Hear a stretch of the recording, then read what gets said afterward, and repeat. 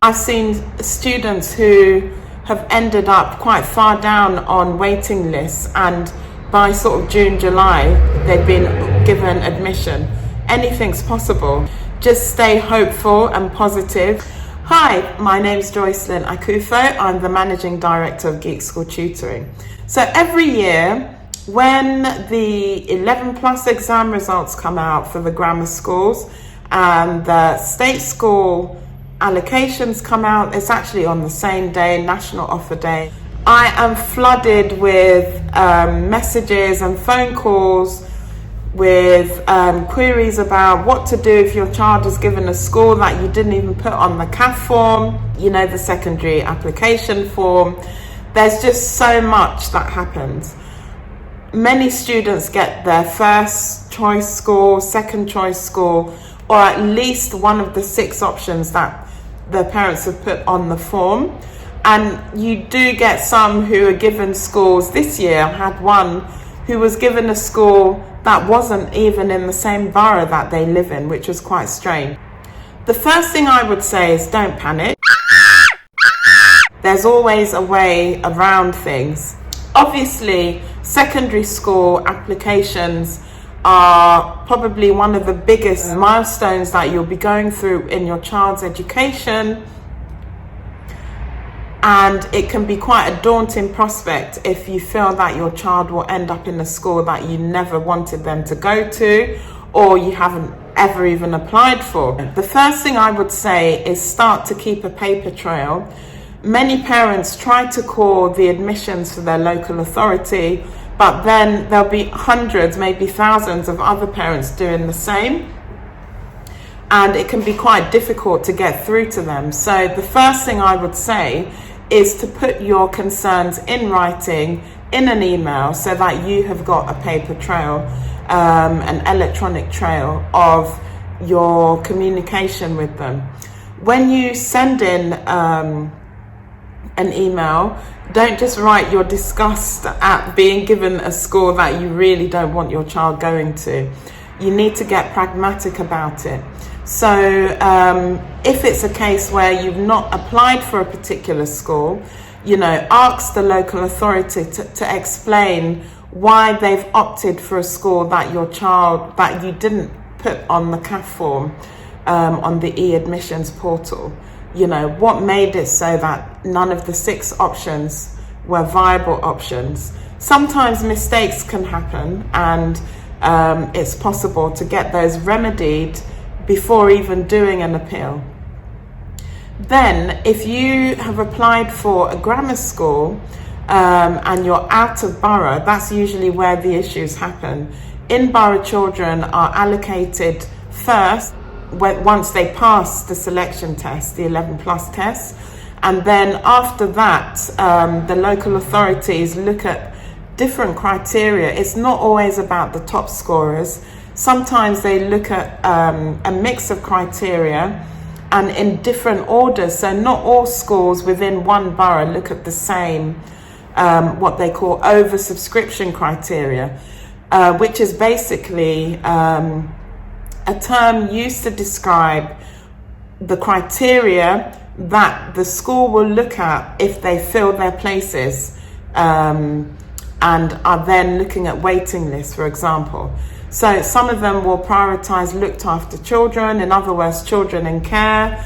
Others will prioritise children who are on pupil premium and on free school meals. Others will prioritise the distance, the proximity to the school, siblings, if they have a sibling policy.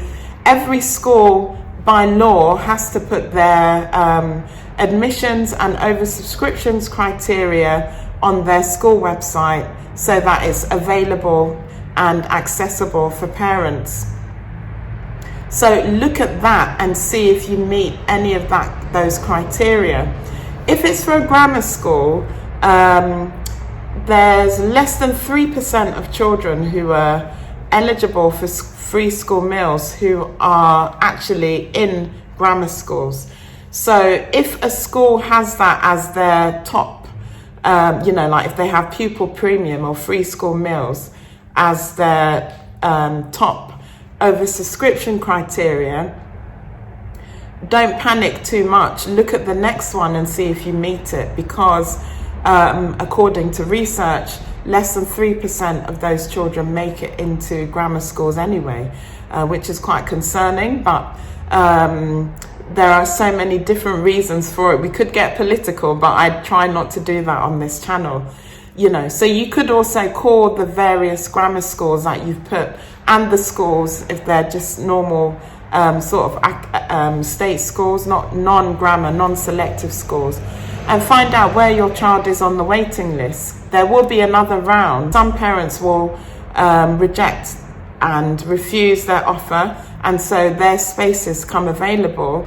When those spaces come available, they obviously need to be filled. So children who are on waiting lists and so on will then be looked at next, which is why it's good to call the schools and find out where your child is on the waiting list.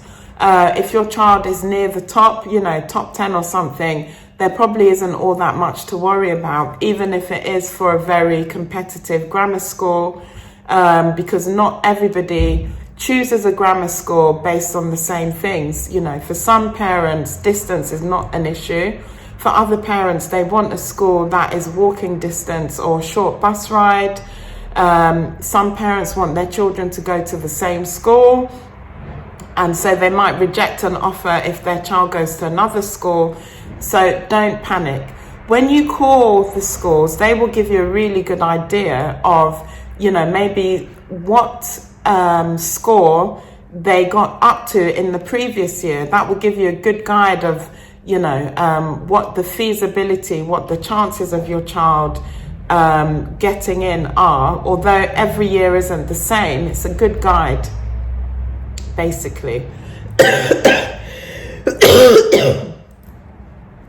And then after that, you can then stay in good contact with the local authority. You know, call them regularly, whether it's once a week or once a fortnight, to see where your child is on the waiting list, and finally put in an appeal. If you applied for 6 grammar schools because your child was deemed selective, but they were not offered any school, put in an appeal.